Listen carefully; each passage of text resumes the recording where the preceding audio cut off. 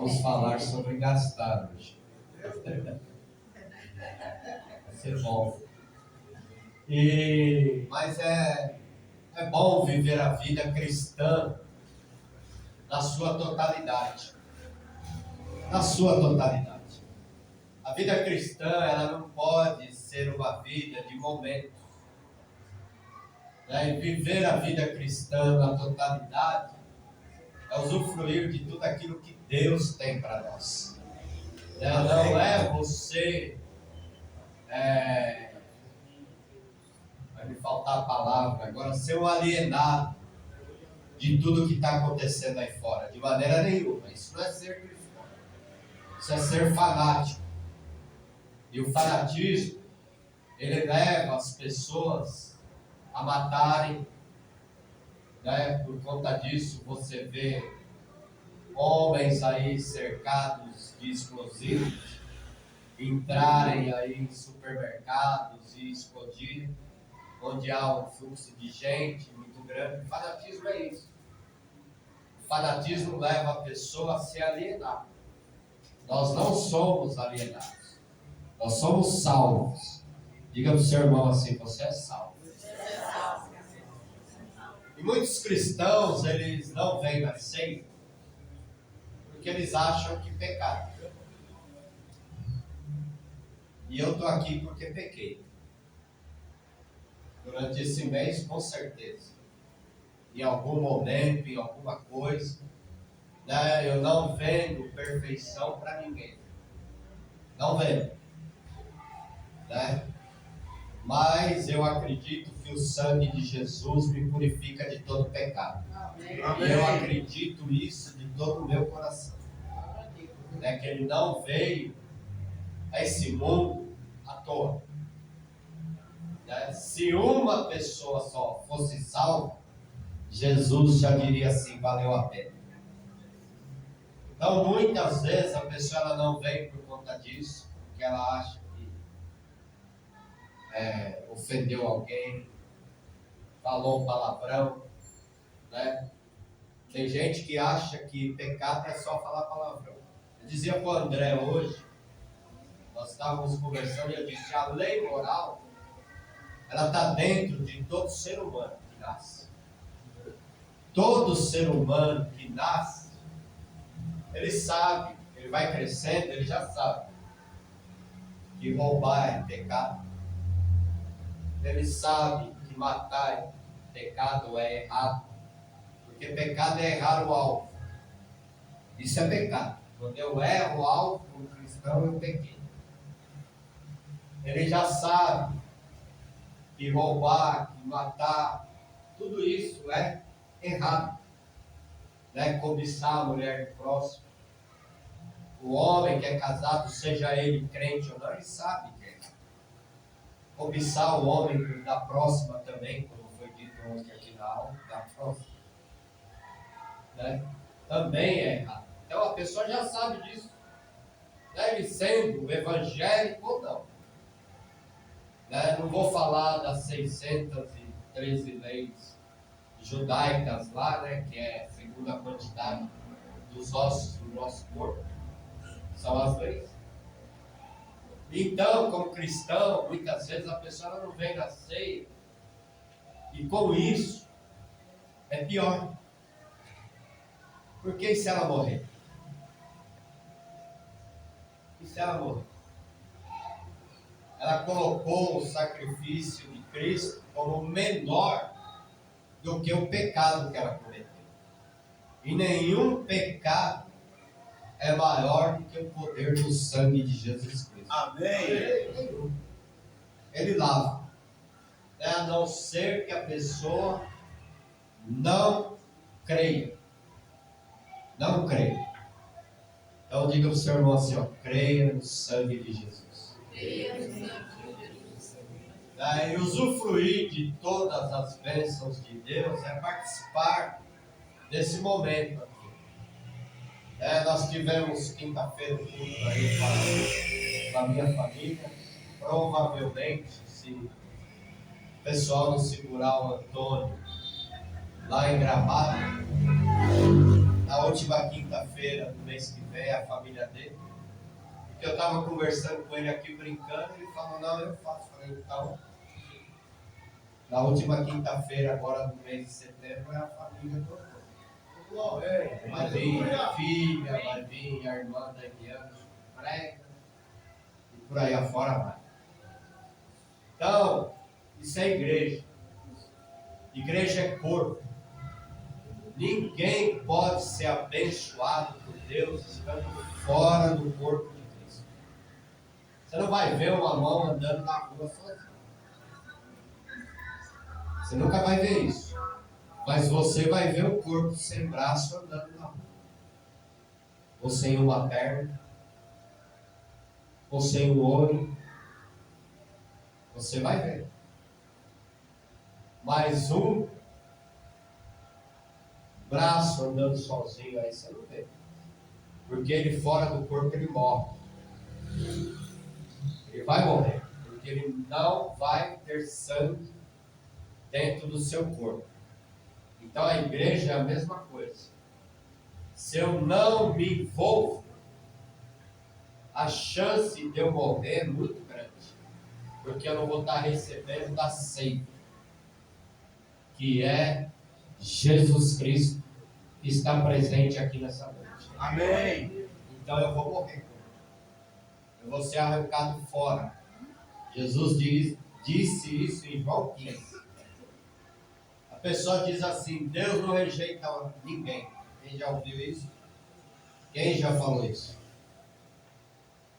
Tem gente mentira. Talvez você já falou. Mas Deus rejeita. Está lá em 1 Samuel capítulo 16. Deus é amor, é lindo, maravilhoso e tudo mais.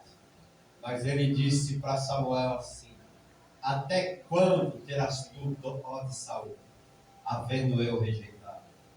Está escrito lá. Não vou ler não, porque não é isso que nós vamos pregar aqui nessa noite.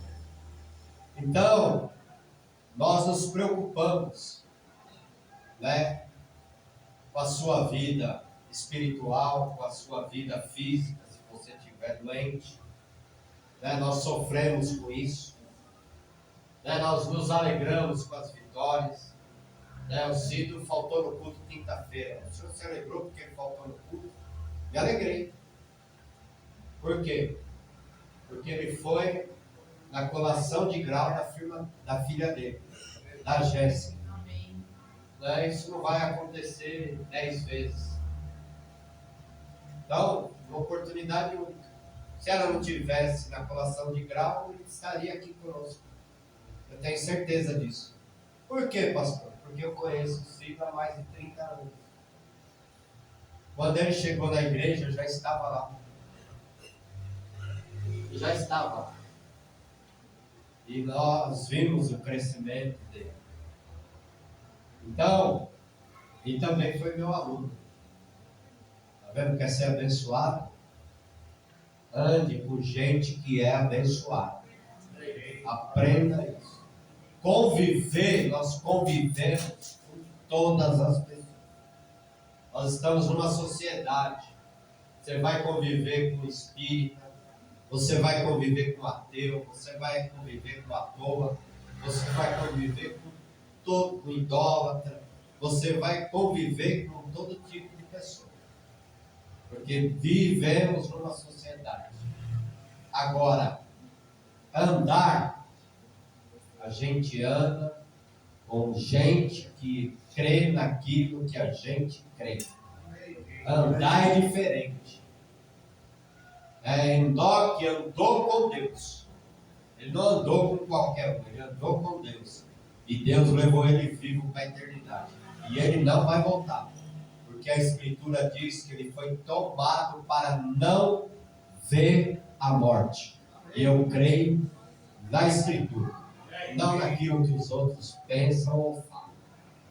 Então eu quero que nessa noite você abra a sua Bíblia no Evangelho de Lucas, no capítulo 14. Só 4 versículos. Eu não consigo fazer anotação por causa da vista. Vou operar a vista quarta-feira, viu, irmãos? Aquela vez eu não operei. Acabei fazendo mais exames. Mas quarta-feira eu estarei operando ainda. Se Deus quiser, eu vou sair de lá melhor. Amém. É o que eu espero. A Débora falou assim, operou aqui, ó. E agora é aqui. Eu falei, não sei de onde você saiu. Sei. Não foi mesmo. Eu não vou te matar porque você está longe. Evangelho segundo escreveu São Lucas. O mais detalhista dos evangelhos. Capítulo 14, do verso 28 ao 30. Eu vou tirar do contexto, tá? Depois eu falo o que é isso, por que é isso também. E qualquer que não levar, aliás, pois qual de vós, querendo edificar uma torre, não se assenta primeiro a fazer as contas dos gastos, para ver se tem com que a acabar? É uma pergunta. Para que não aconteça que depois de haver posto os alicerces, e não a podendo acabar, todos que a virem comecem a escarnecer dele, dizendo, no verso 30, este homem começou a edificar e não pôde acabar. Gênesis 41, verso 34 e 35. Livro de Gênesis. Vamos falar do Zé.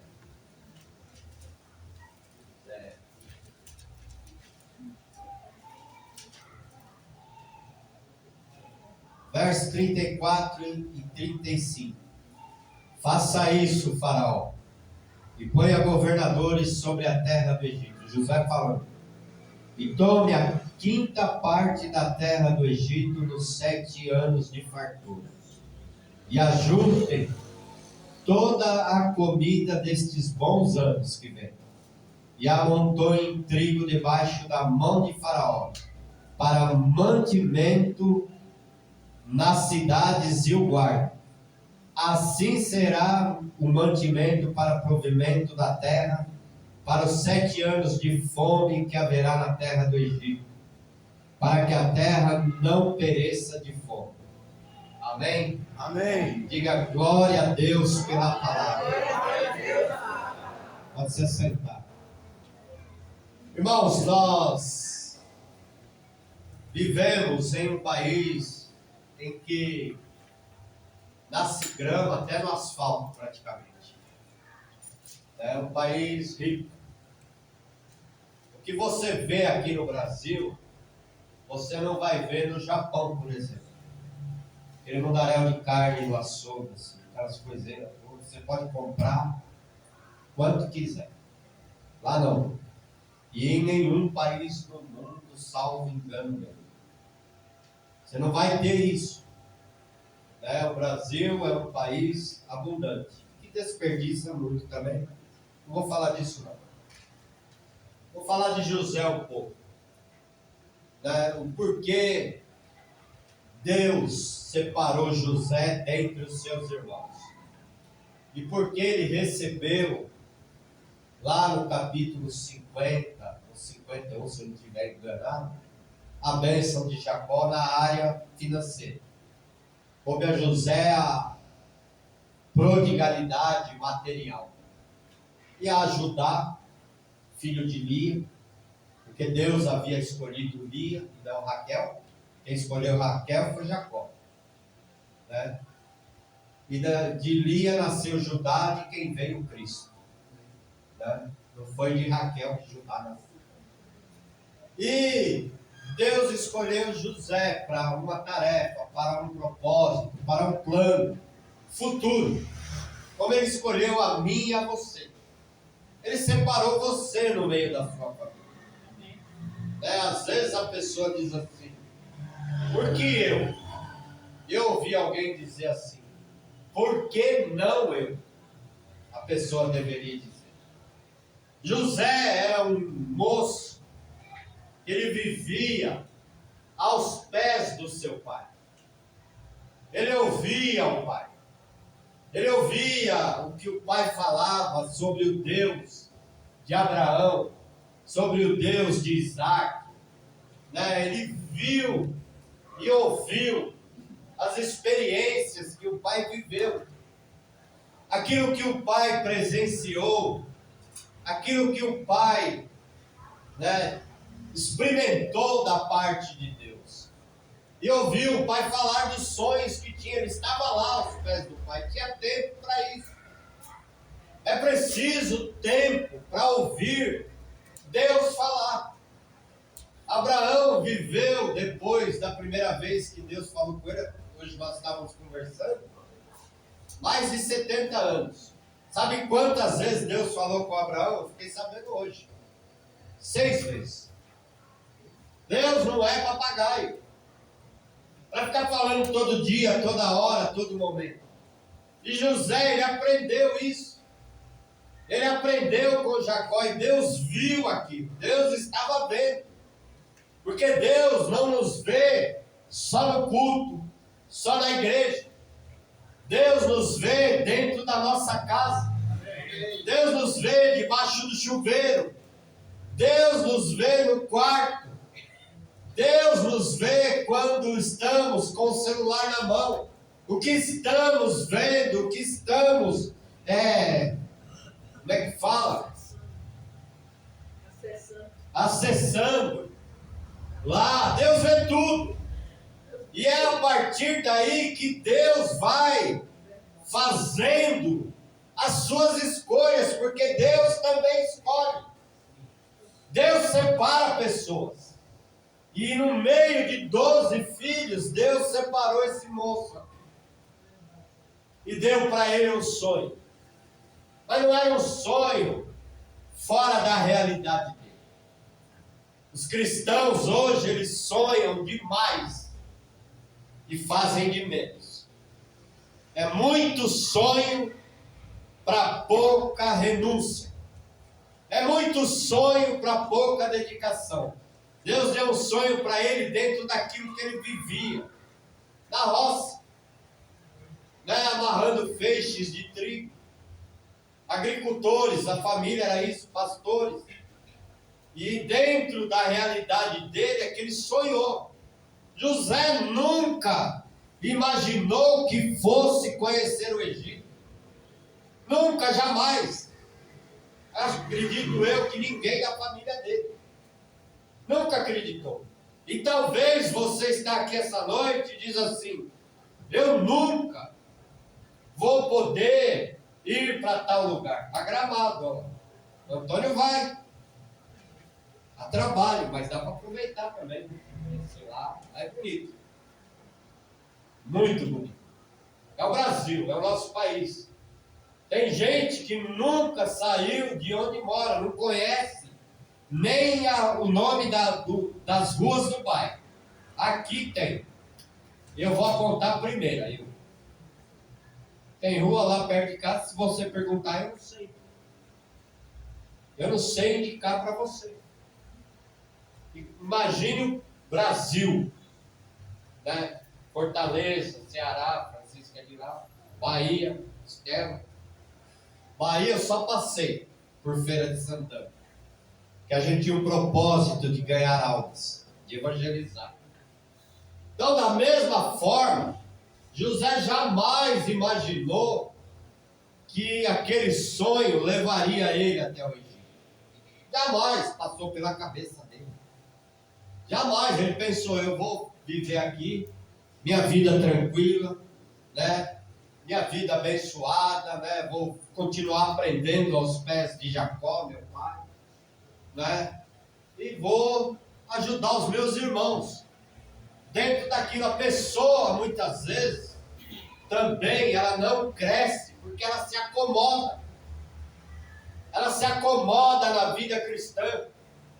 Ela começa empolgada, ela se converte, ela aceita Jesus, ela fala de Jesus para todo mundo, ela dá glória a Deus na colação de grau da filha, ninguém deu, mas ela dá.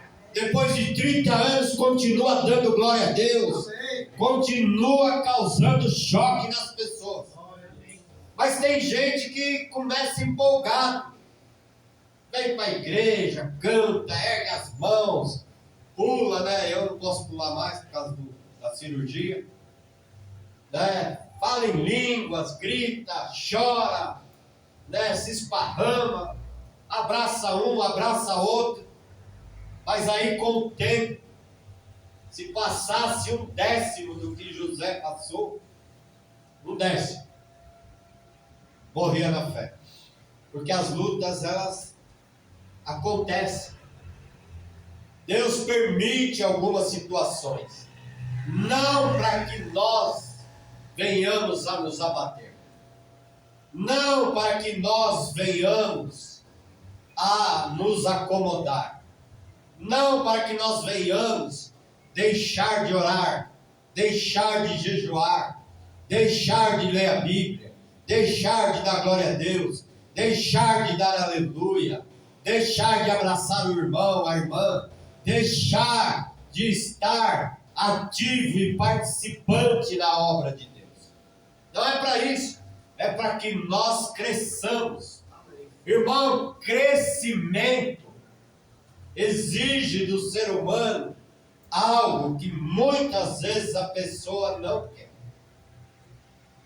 responsabilidade. Responsabilidade.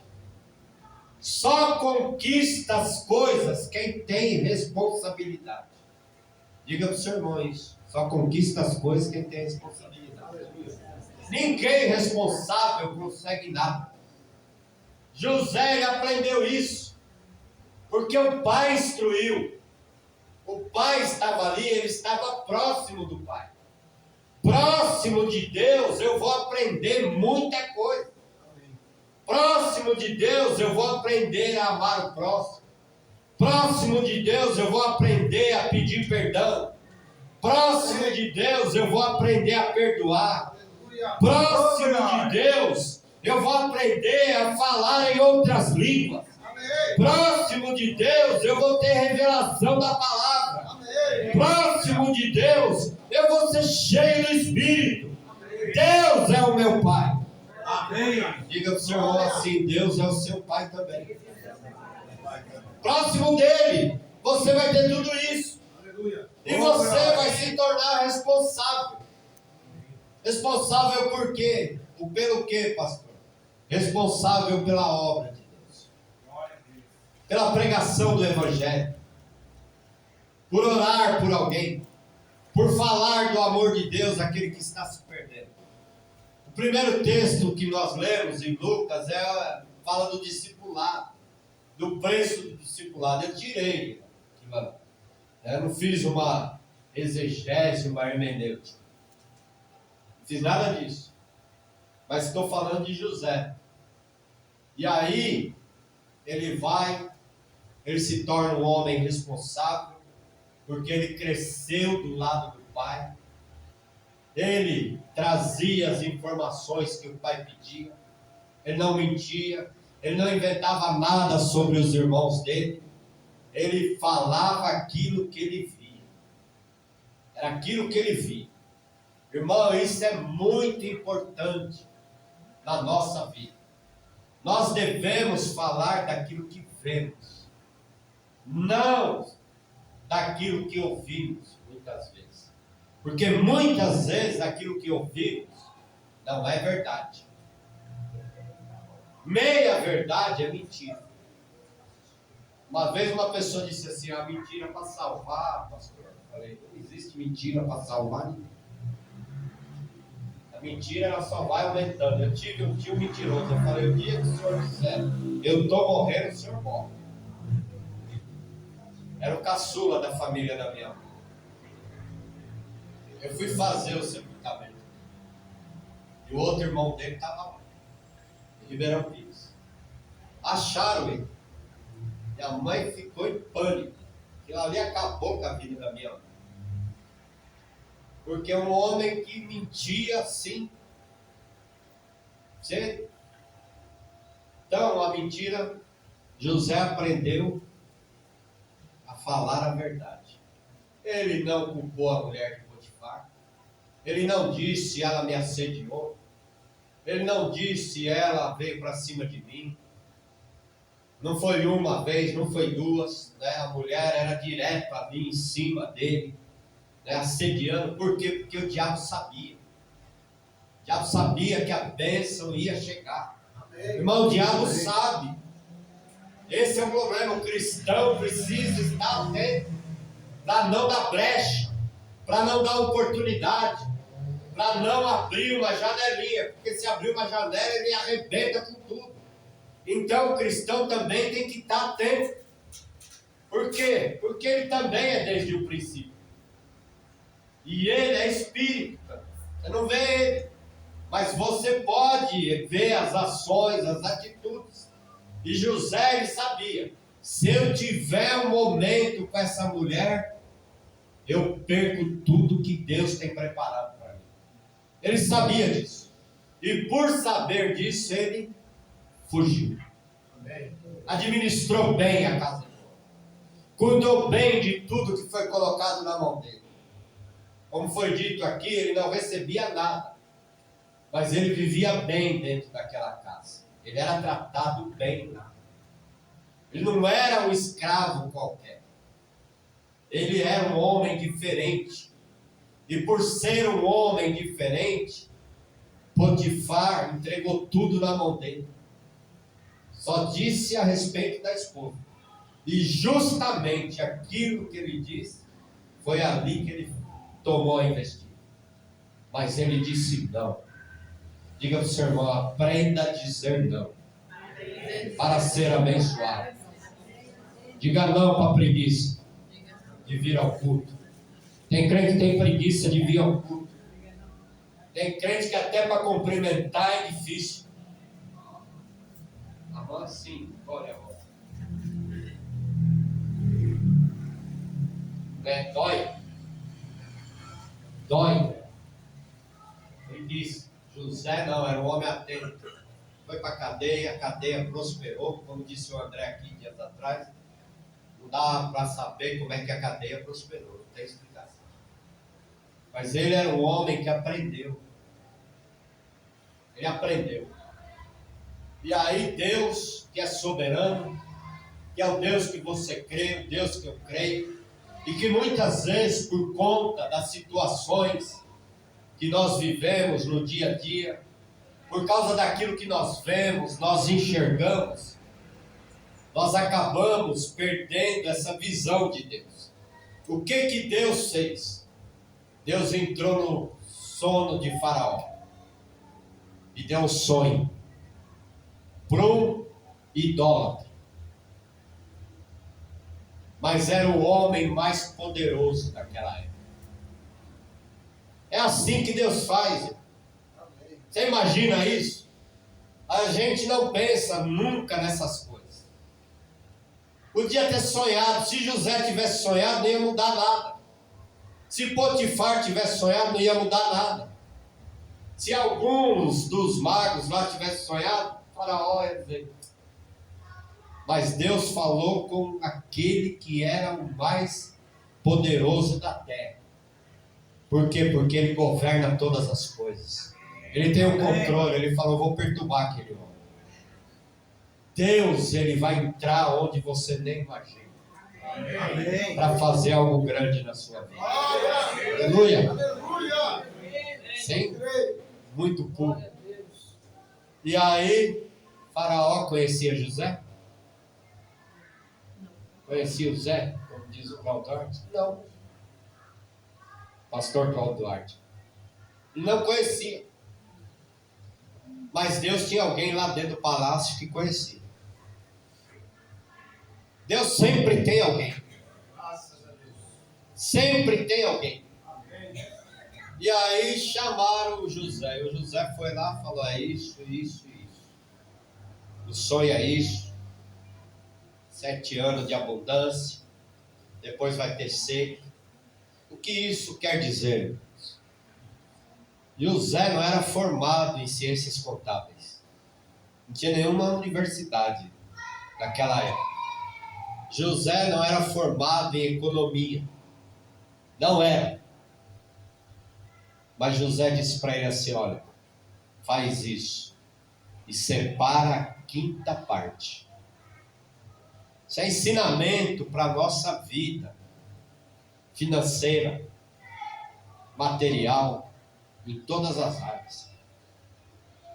Já pensou o homem mais poderoso da terra ouvindo um prisioneiro? O líder do PCC no Egito?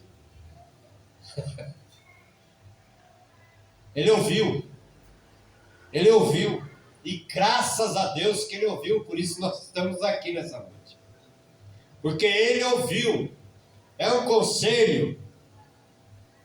Volta um pouco, Ricardo, por favor.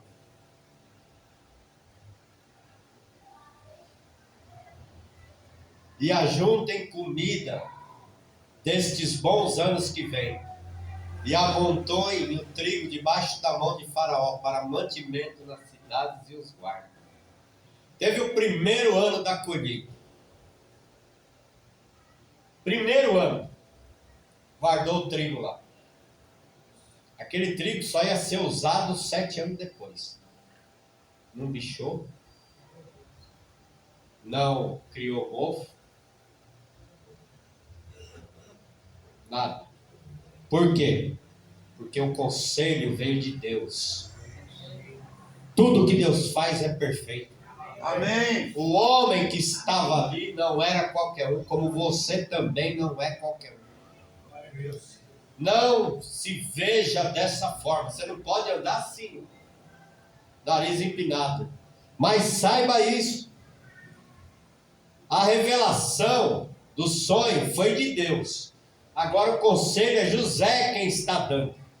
É José quem está instruindo o Faraó. E o homem mais poderoso da terra está ouvindo. Ele está ouvindo aquele homem. Não vou ouvir porque é menino. Não vou ouvir porque é criança. Não vou ouvir. Não, ele está atento. A parte de Deus foi avisar o que ia acontecer. Mas quem construiu os celeiros? Quem tinha que separar a quinta parte? Quem? Nós estamos no culto. Pode me ajudar aí. O homem. O conselho todo mundo sabia. Mas teve gente no Egito que não ouviu. Não obedeceu. Depois perdeu tudo que tinha. Porque Faraó começou a comprar. Porque ele guardou. Ele evitou os grandes banquetes. Ele evitou aquelas festas extraordinárias. Ele obedeceu. Ele falou: o homem mandou separar, vamos construir, vamos trabalhar, vamos ter uma reserva. A pessoa fala assim: não tem que ter reserva. Tem que ter reserva sim. Tem que reservar. Come tudo hoje, amanhã come o quê? A mão? Não, vou gastar tudo que eu tenho. Gasta. Acontece igual o homem que o pastor Valdir acolheu lá, aconselhou, começou a ganhar 10 milhões por ano. Aí falou para o pastor: o senhor cria um salário para o senhor e fica tempo integral na obra. O Valdir ganhava muito bem. Bem mesmo. Pastor Valdir, que fez a instalação toda daqui. E aí, ele saiu do trabalho. E o empresário, que ganhava 10 milhões, saiu da igreja. E ele ficou sem os clientes, porque deixou de atender. E agora está batalhando para conquistar de volta. E o empresário falou: dinheiro não acaba.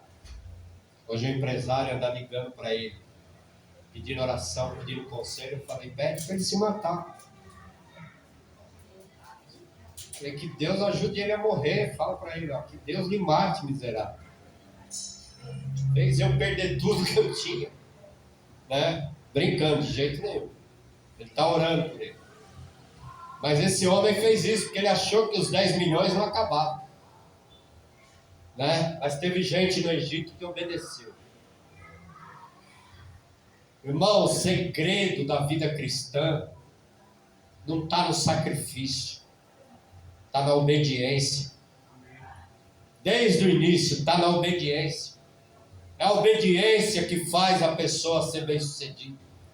José era odiado pelos irmãos porque ele obedecia o pai. O pai falava, não faz isso, ele não fazia. Aí ele vai para o Egito, ele já sabia obedecer. E quem obedece em casa, obedece no trabalho. Quem obedece no trabalho, obedece na escola. Quem obedece na escola, vai obedecer na igreja. E quem obedece nesses lugares, vai ser abençoado por Deus, porque vai obedecê-lo. E aí, Faraó fez tudo isso, essa é a nossa parte. A revelação é de Deus, né? A forma de administrar é nossa. É nós quem administramos aquilo que Deus coloca nas nossas mãos. Eu me lembro quando o pastor entregou um livro na igreja, o dom de adquirir riquezas. Dar. A palavra dar. Tem um texto no livro de Atos, se eu não estiver enganado, mais bem-aventurada a coisa é dar do que receber. Não sei se é no livro de Atos. Então, aí dar. Dom, né? O de dom, vamos lá, adquirir riqueza, do pastor Jerônimo Onofre, da nossa igreja lá em Minas. Não, é em Minas, eu não estou lembrado do lugar, nós passamos por lá indo para a Bahia. E aí, eu li o livro, e ele, no livro, ele falava assim, você, eu leio para mim, tem que fazer sobrar daquilo que você ganha. Eu leio para mim. A pessoa lê a história de Davi e Golias, ela sempre acha que ela é o Davi da história. Ela nunca é o Golias. Ela é o Davi, que derruba o gigante, que mata o gigante. Nunca é o Golias. Então a pessoa não aprende, né? Porque Davi era um homem segundo o coração de Deus. Davi nunca desobedeceu uma autoridade. Ele errou. Mas quando Natan chegou, ele caiu de joelhos. Ele sabia o que era autoridade. Então, a pessoa precisa saber ler com entendimento a Escritura. Faraó ouviu, pôs os homens para trabalhar. Quem deu a ele a certeza de que iria ter 7 anos de abundância?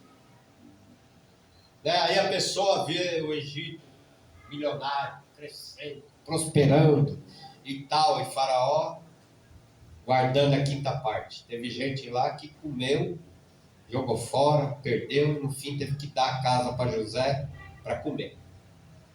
José enriqueceu o Faraó, comprando terras, povo que vinha de longe, trouxe riqueza, prosperidade no meio da fome. Por quê? Porque Deus falou e ele acreditou. Ele acreditou e falou para Faraó. Nós temos que acreditar naquilo que você ouve dentro da igreja. Amém. Senão, por que você está vindo aqui? Se alguém prega aqui e diz que Deus vai fazer, creia. Faça a sua parte. Faça aquilo que cabe a você fazer.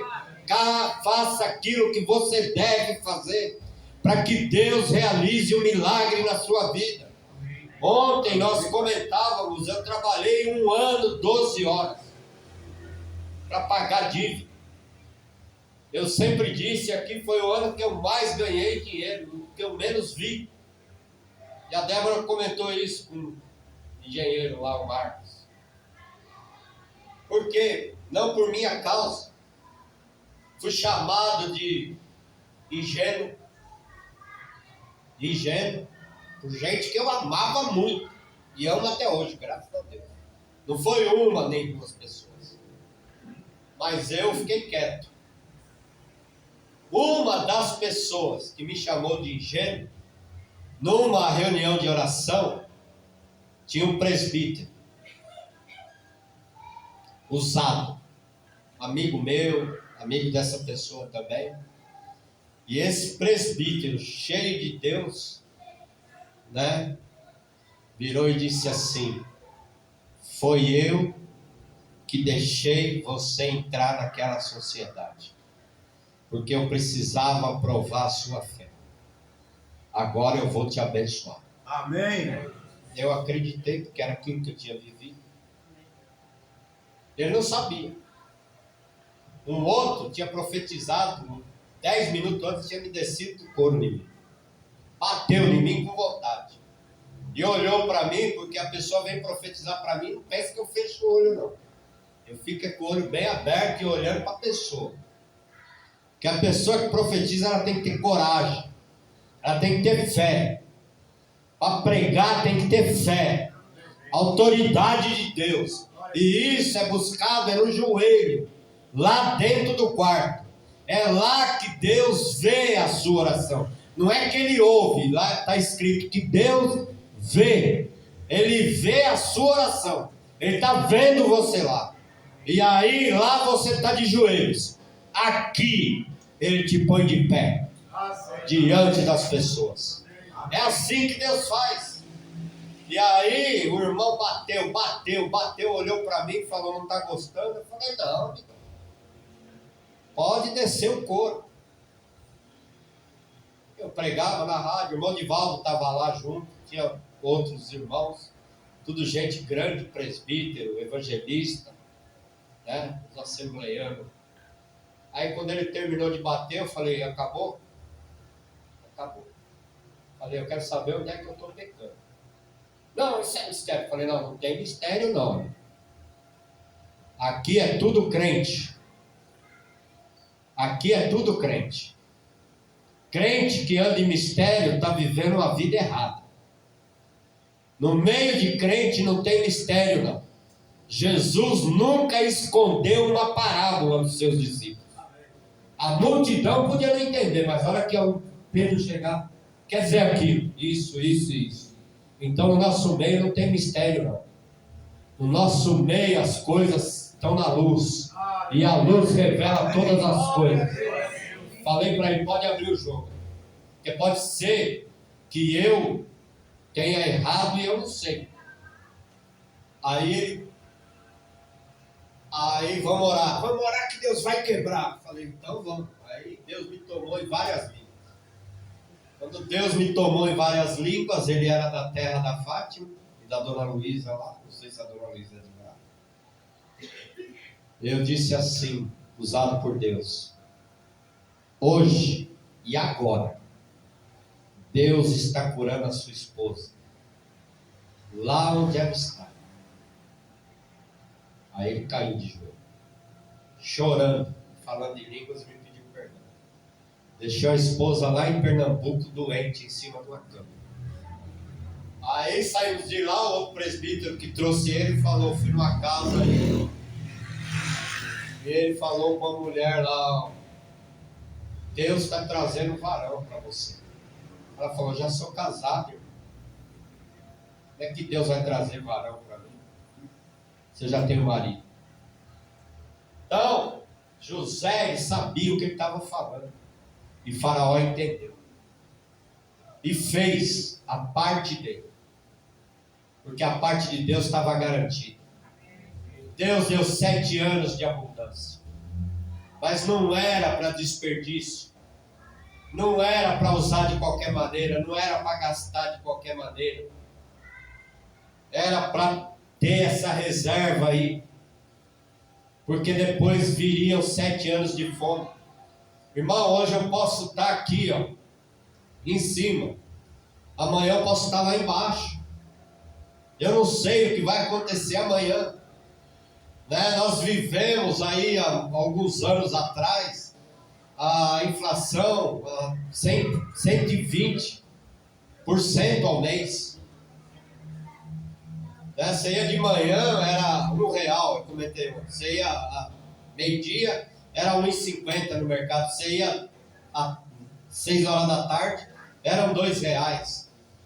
Ou seja, só via aquela maquininha lá. Coisa, gente antiga, né? Jovem não lembra disso, verdade? E aí o governo juntou um monte de economistas junto com o Fernando Henrique, e o real nasceu. E o real, segundo a profecia de um pastor que os crentes esquecem, o real falou, vai chegar um dia que o real vai valer mais do que o dólar. E chegou. Porque o real valia mais do que o dólar no início. Criou a ORV primeiro, que era a unidade de real, unidade de valor de referência, uma coisa assim. Então, o que acontece? Administrar. O faraó fez isso. Ele obedeceu um prisioneiro. Irmão, quem dá valor a alguém que está na cadeia? Você dá valor ao ouro, a prata, a correntinha, né, o colar, brinco, pulseira. Deus dá valor ao barro. Ninguém dá valor ao barro. Só Deus deu valor ao barro. Ele é o oleiro. E nós somos o barro. Ou seja, ele valorizou o barro. Mandou o filho dele morrer pelo barro. Ninguém dá valor, mas Deus deu. E aí em Lucas, Jesus ele fala do discipulado ali, na verdade. E eu tirei o texto. Né, que está em Lucas, capítulo de número 14. 14, 28 ao 30. Fazer contas. É o custo do ministério também. É o custo para se ganhar uma alma. Eu tenho que calcular quanto tempo eu vou poder investir, o que eu tenho que estudar para responder as questões que as pessoas fazem acerca do Evangelho, né? Quanto tempo de oração eu vou gastar. Isso é cálculo. Jesus falou isso no início dessa passagem. E aí ele usa essa construção da torre aí e diz assim, a pessoa ela tem que se assentar para gastar. Eu não estou falando para você gastar, né? Estou falando para você fazer conta para gastar. É isso que eu estou falando. Faça conta. Por quê? Porque a pessoa ela achou, e aqui ó, aqui sempre dá tudo certo. Eu estou certo. Eu estou certo. Uma vez o rapaz falou, já comentei aqui para mim. Por que você come frango só no domingo e o seu patrão, o Kazinski, ele come filé mignon a semana inteira? Falei simples, no meio de todo mundo. Falei, ele é o dono da empresa. Ele tem 14 mil funcionários. Eu sou empregado dele. Ele investiu dinheiro para que essa empresa aqui existisse. Eu não investi nada aqui. Eu simplesmente trabalho para ele. Eu vendo minha mão de obra. Ele me paga. Mas eu não como frango só no domingo, não. Falei para ele. De vez em quando a gente come uma carne. Então a pessoa ela faz isso para te empurrar contra alguém que Deus colocou como autoridade sobre a sua vida. Médico é autoridade, advogado, polícia, pastor de igreja é autoridade espiritual. Você pode até não gostar de mim, eu vou, né? Mas a unção que está na minha vida você tem que respeitar. Amém. Esse é o problema do cristão. O cristão ele tem que aprender o seguinte: eu posso não ir com a cara daquela pessoa, mas a unção que está nela é de Deus. E se eu não respeitar a unção que está nela, Deus vai cobrar de mim. Então Jesus, ele avisou aqui os seus discípulos, é o preço do discipulado. É fazer conta de tudo que vai se realizar, de tudo que vai fazer, é planejamento. Irmão, Deus nunca fez nada sem planejar. E Ele não vai fazer. Aquele carro ali foi planejado. A casa é planejada. A cadeira, não, vou construir uma cadeira porque acho bonito. Não, para que é a cadeira? Para que eu vou fazer uma cadeira? Para quê? Foi pensado isso. Às vezes a pessoa ela fala as coisas sem pensar. Vem na mente, aí já fala.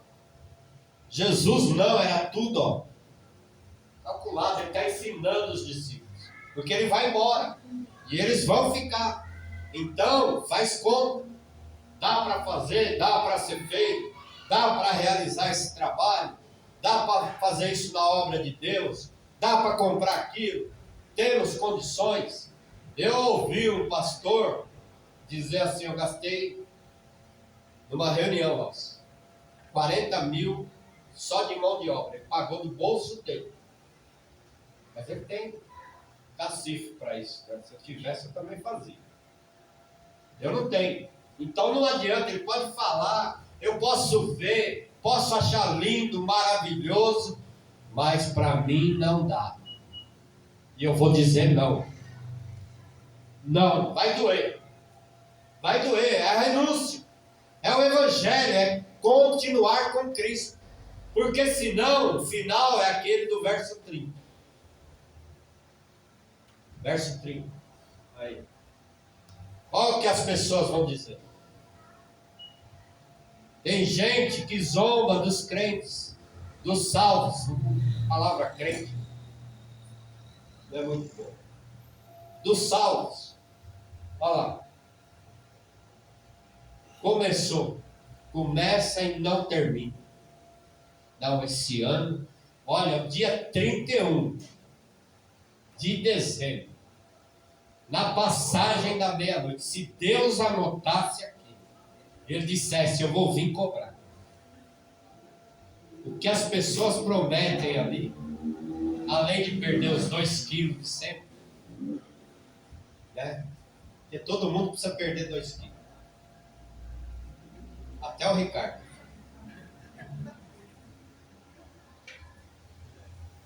O Ricardo comprou um carro ontem, vocês viram lá. Vocês viram. Então, se Deus anotasse aquilo que a pessoa promete no dia 31, não, esse ano eu prometo. Eu vou jejuar mais. Eu jejuo uma vez por semana, eu vou jejuar 3. Fica 4 dias. O mês tem 720 horas. É isso? 720 horas? Os matemáticos aí, os universitários, é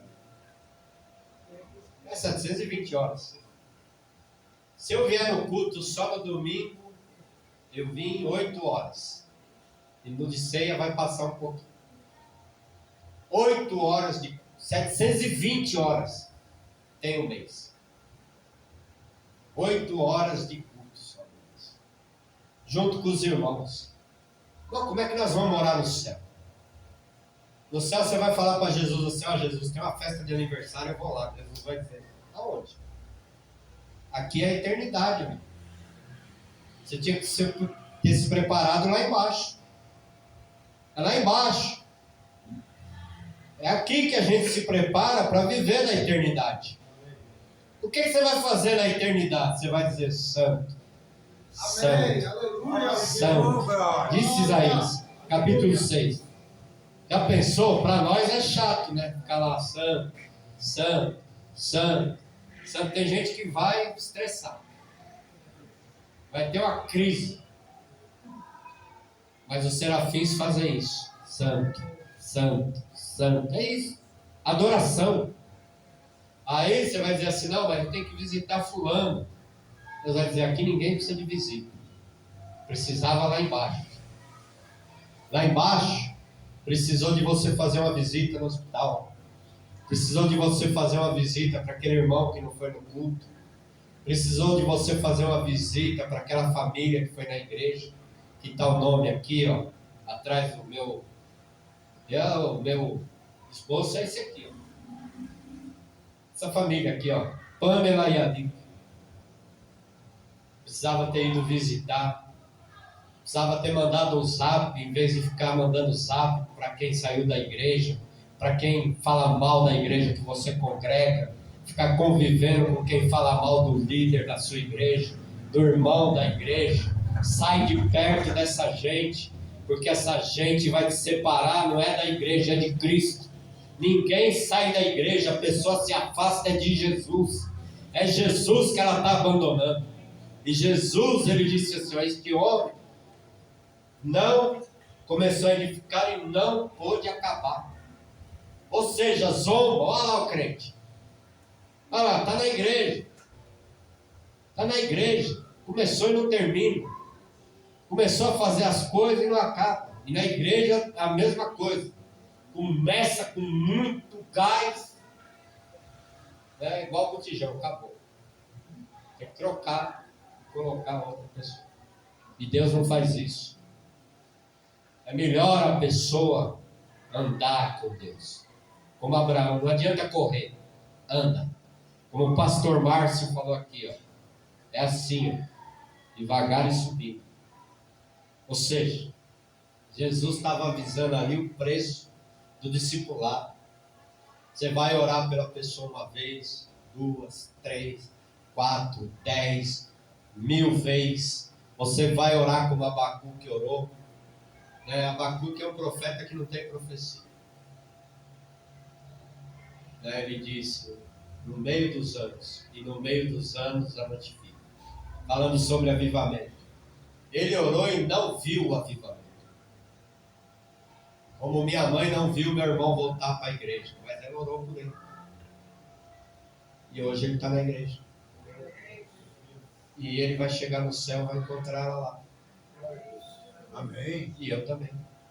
E você também. Amém. Então, ou seja, ela não desistiu. Ela não viu. Ela viu meu pai se batizar. Mas o meu irmão voltar de novo para a igreja, ela não viu. Mas ela orou. Ela não desistiu de orar. O objetivo era ver ele de volta. Era que ele voltasse. E ele voltou. Então, é assim, é acabar aquilo que começa. É terminar aquilo que foi iniciado. Mas para que isso aconteça, tem que partir do verso 28. Tem que fazer conta. Conta de tudo, de todas as coisas. Para quê? Para que a pessoa não se perca. Você vai olhar e você vai enxergar aquilo que você está fazendo. Deus, ele via aquilo que ele estava criando. Ele disse: haja luz. Por quê? Porque eu quero ver. Eu quero ver aquilo que eu estou fazendo. Eu quero ver a realização dos meus sonhos. Eu quero ver os meus projetos se tornarem realidade. Eu quero ver a minha família abençoada. Eu quero ver os meus filhos formados. Eu quero ver eles bem-sucedidos. Eu quero ver. E para isso, eu vou continuar firme. Por quê? Porque a gente se assentou para fazer as contas. Nós vamos investir. É um investimento. Deus investiu em você. Ele não investiu dinheiro. Ele não investiu ouro e prata. Ele investiu o filho dele. O único filho.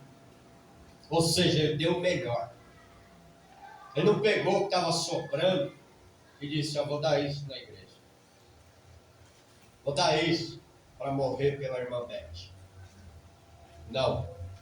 Ele disse: eu vou dar o melhor pela irmã Beth. Eu vou dar o melhor pelo Gustavo. Eu vou dar o melhor pela Patrícia. Eu vou dar o melhor pelo Antônio. Eu vou dar o melhor pelo X. Eu vou dar o melhor. Às vezes a pessoa, ela quer ganhar aquele presentão.